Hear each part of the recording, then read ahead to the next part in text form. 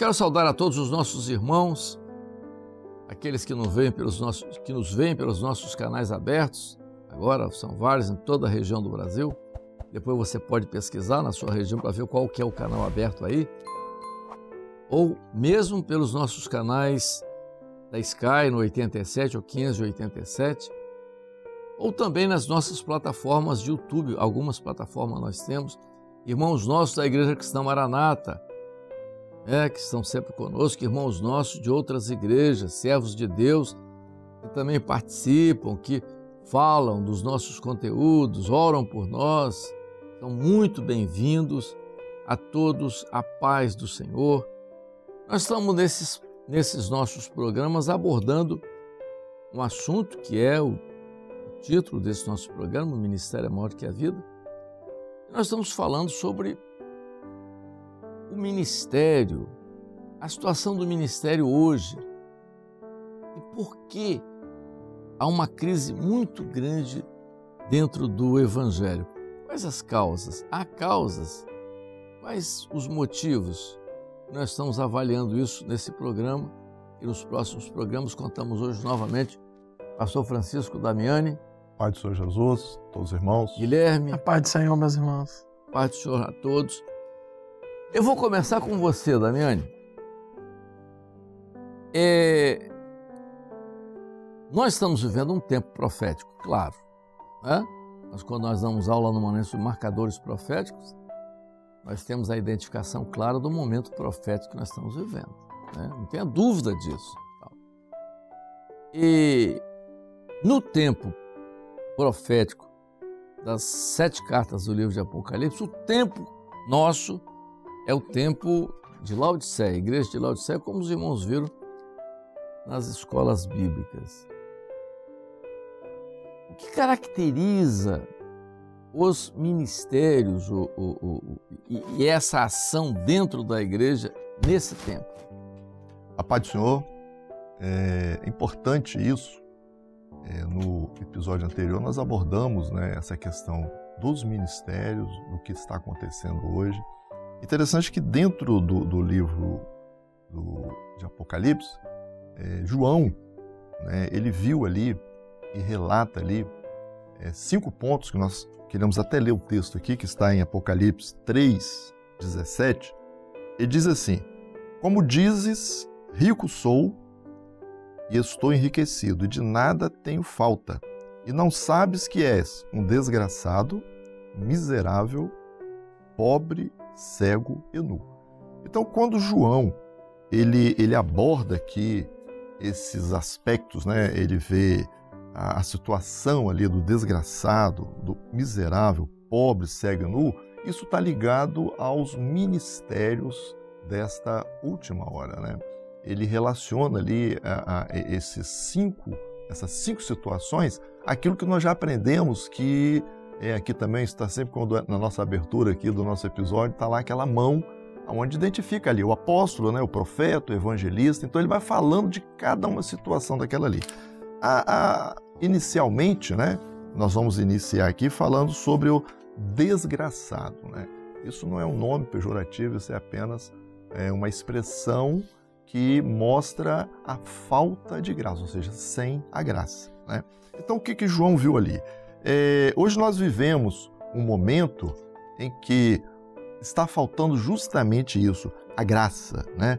E a igreja, quando ela começou, e agora nesse momento também, é muito importante essa bênção de Deus, que é a graça de Deus sobre o ministério.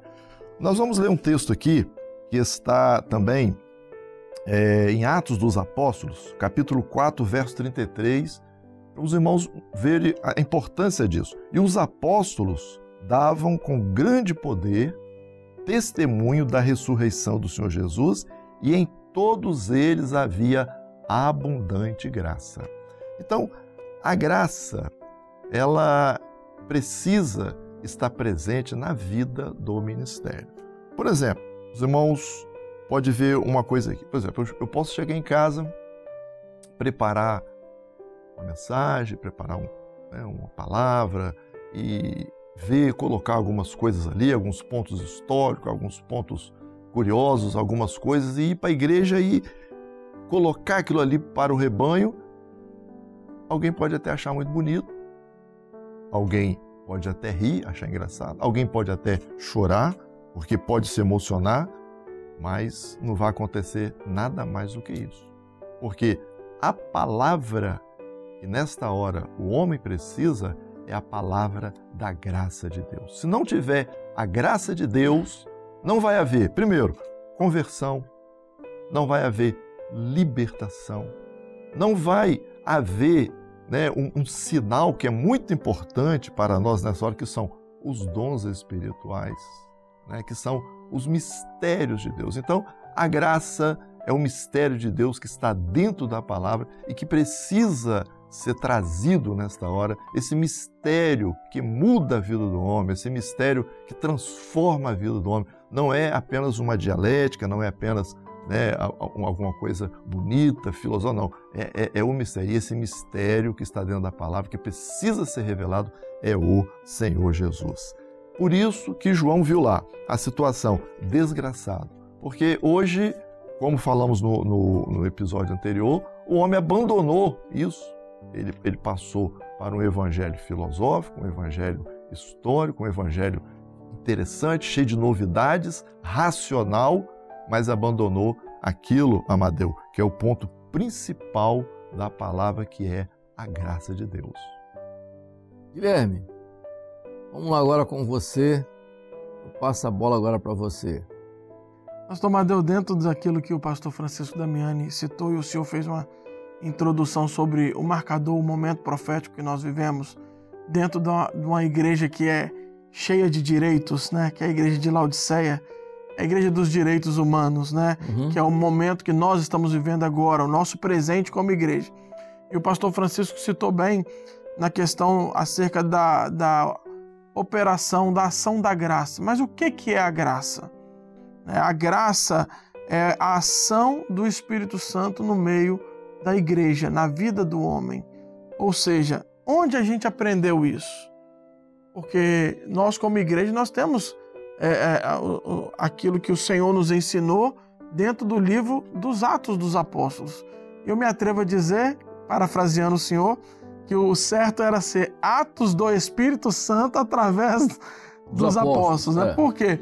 Porque o livro de Atos foi um livro que mostra a ação daquele que Jesus disse que ele viria, que ele enviaria outro Consolador na mesma essência de Jesus, que seria o Espírito Santo, e através da ação do Espírito Santo, as pessoas veriam o poder de Deus e Jesus revelado, Jesus vivo, Jesus glorificado. Então, como que você vai falar sobre graça? Quer ver um exemplo?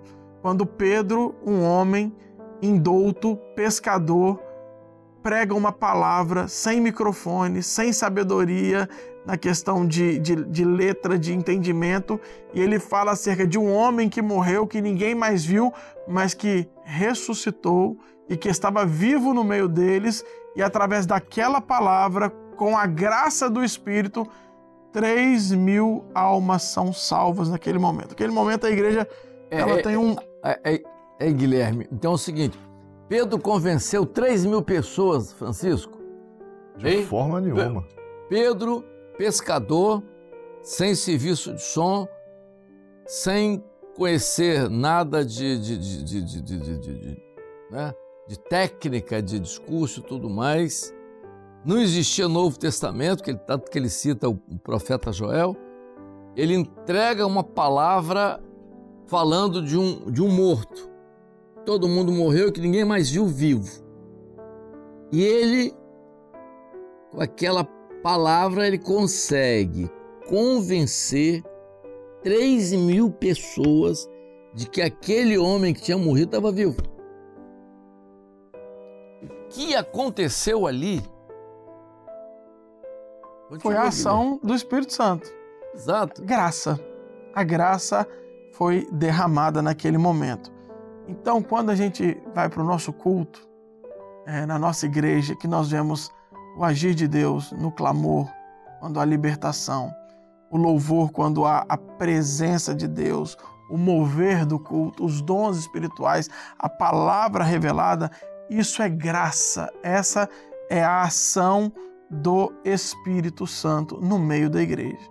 E para nós hoje que estamos dentro de um marcador profético, onde o grande questionamento do Senhor para uma igreja, para os ministérios, é a ausência da graça, nós temos que sempre valorizar isso, valorizar a ação do Espírito Santo no nosso meio, no governo das igrejas, nos cultos, porque é o Espírito quem convence o homem do pecado, da justiça e do juízo. É o Espírito quem muda, é o Espírito quem transforma, é o Espírito que age no coração, no interior e muda a pessoa de dentro para fora. Graça, ação do Espírito Santo. Isso é muito, Guilherme, isso é muito importante. E, na verdade, a igreja primitiva viveu essa experiência de forma abundante, né? Quer dizer, ela viveu isso nas lutas, nas perseguições e tal, ela tinha essa experiência. Porque o homem, ele continua sendo o mesmo homem daquela época, com a mesma necessidade, com os mesmos questionamentos, as mesmas dúvidas e tudo mais. Então, havia necessidade de um milagre, né? É um milagre, como aconteceu ali. E hoje a coisa acontece do mesmo jeito, porque se não houver isso, nós falamos no programa anterior, o Guilherme falou mais, nós estamos num momento de tecnologia, um momento de um avanço espetacular da inteligência artificial. A inteligência artificial, aí, que é um né? negócio Tomando conta de tudo. Tomando conta de tudo. Então, se você não houver uma operação do Espírito Santo para operar o mesmo milagre que operou lá no início da igreja, para operar agora no final da igreja, que nós somos a última igreja, o povo, nessa hora, o mesmo Espírito que operou lá, para revelar àquele povo um segredo que ninguém tinha visto, Jesus não apareceu para eles, aqueles 3.000 não viram Jesus. Era um mistério, né? Ressurreto, não viram. E o Pedro convenceu eles. E eles creram, né? E eles creram. Então, veja só, ali houve uma operação de graça. Hoje, no tempo que nós estamos vivendo, tem que haver a operação da graça. Senão, não acontece absolutamente nada. É importante, Amadeu, que o que Pedro trouxe, quando você vai ver a mensagem que Pedro trouxe ali, Pedro ele ficou exatamente dentro da palavra. Ele não fugiu da palavra, ele usou a palavra. Ele pegou a profecia, ele pegou aquilo que aconteceu, que estava profetizado, que aconteceu e que agora está acontecendo. Então, quando nós damos ênfase à palavra, a palavra ela é viva. E o Espírito Santo é que está dentro, se movendo dentro da palavra, revelando o mistério que é a graça, que é Jesus, né? E aquilo que o companheiro Guilherme falou que sem essa operação da graça num culto, ou seja, numa mensagem, não há libertação, o pecado não sai. O pecado não sai pela razão, o pecado não sai pela gritaria, o pecado não sai pela emoção, o pecado sai pela graça. Quando a graça entra, quando ela se manifesta ali, então houve ali naquela grande multidão um arrependimento. Eles entenderam, a mente foi aberta, né? E ali houve a conversão, ou seja, foram 5.000 vidas convertidas através de uma palavra de graça, né, que estava sobre os discípulos, que está nesta hora também permeando a vida daqueles que estão na dependência do Senhor, né?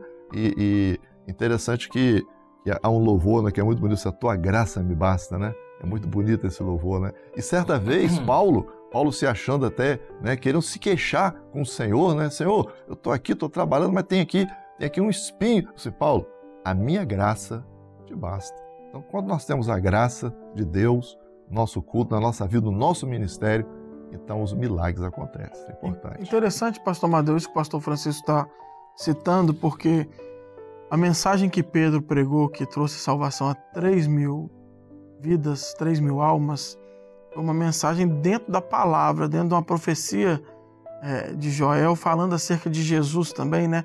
Que derramaria do Espírito sobre toda a carne, e Pedro pregando sobre Jesus revelado, Jesus vivo. Só que Pedro também pregou aquilo que ele viveu, porque eles tinham acabado de viver a experiência de serem cheios com o Espírito Santo. Essa é a importância de você pregar aquilo que você vive, ou seja, a igreja vive debaixo da graça, da ação do Espírito Santo. A igreja, ela vive dependente de um governo que não é do homem, de um governo que é do Espírito. Então, quando você deixa o Espírito agir, quando você deixa o Espírito guiar, quando você é direcionado pelo Espírito, a graça se manifesta. E a graça se manifesta principalmente trazendo salvação, trazendo libertação, tirando o homem do juízo de morte, dando a ele uma experiência de vida eterna. É um milagre, a transformação de vida. É um milagre, porque você... o que às vezes...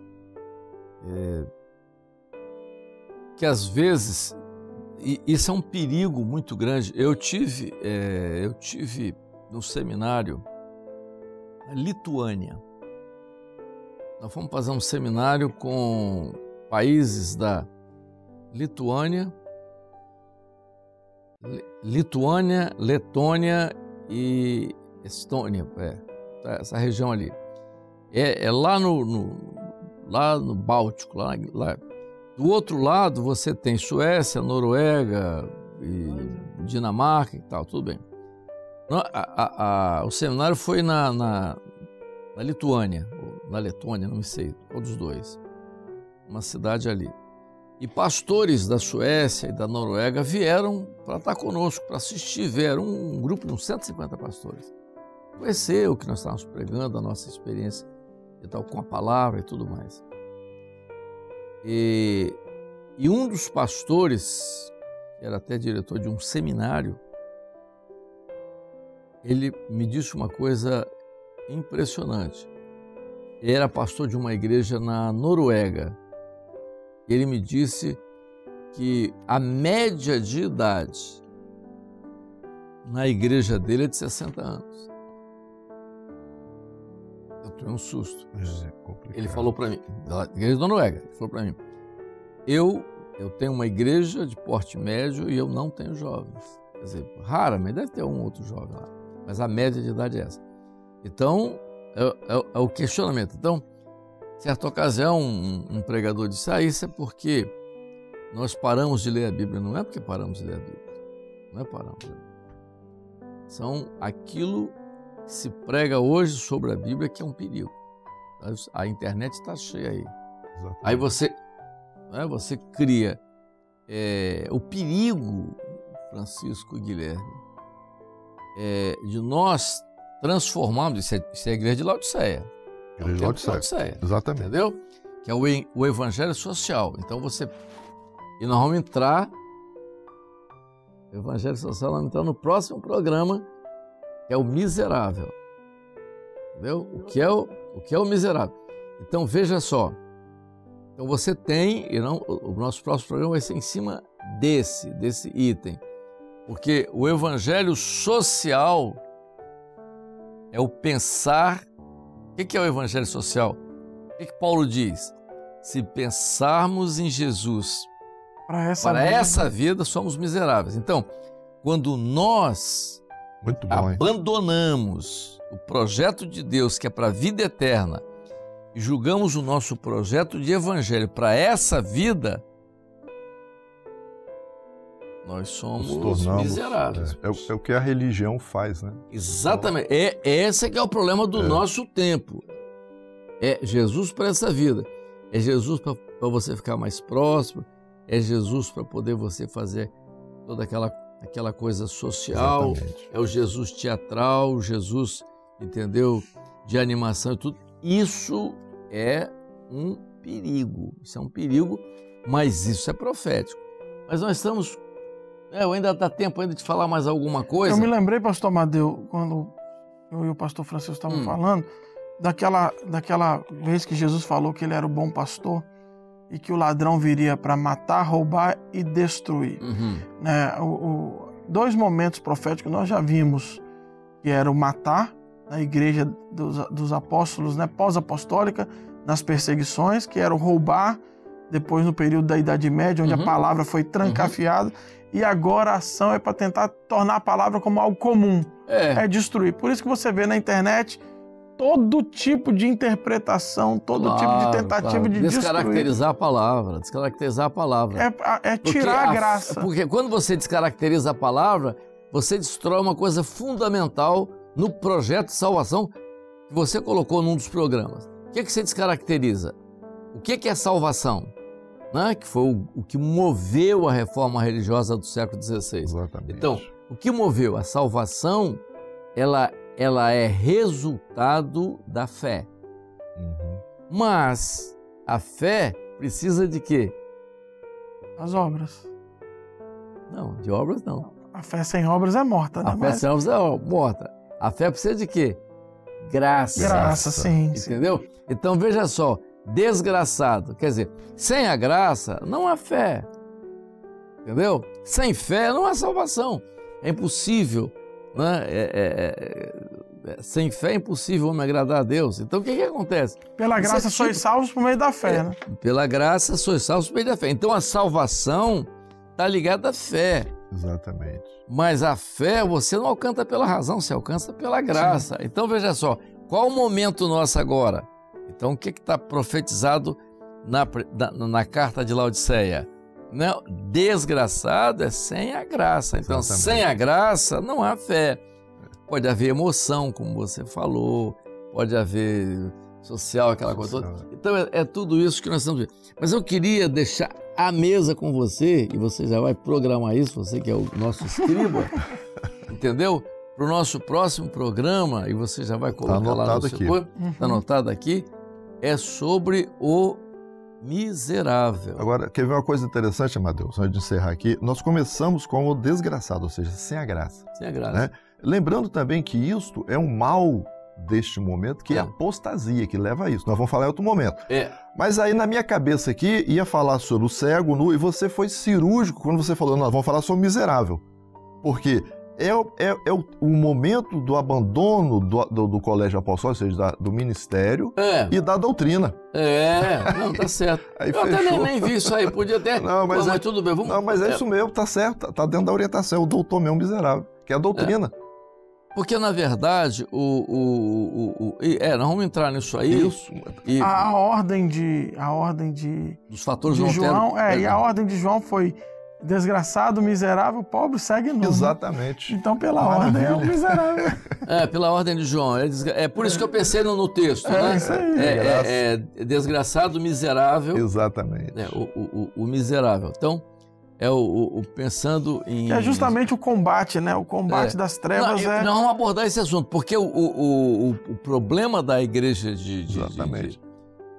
O problema da igreja é o abandono, né, de Laodiceia, da igreja de Laodiceia, é o morno. Exatamente. Entendeu? Então a questão do morno é exatamente o apóstata, quer dizer que ele é vomitado do corpo, né? Exatamente. É um assunto, vamos falar no nosso próximo programa. Tem muita coisa aí pra nós vamos falar sobre, então, esse o miserável. Então, o que é esse, né? Vamos abordar esse assunto dentro de tudo isso que nós estamos falando sobre esse momento agora, igreja de Laodiceia, sobre esse momento profético da igreja, mas no nosso próximo programa.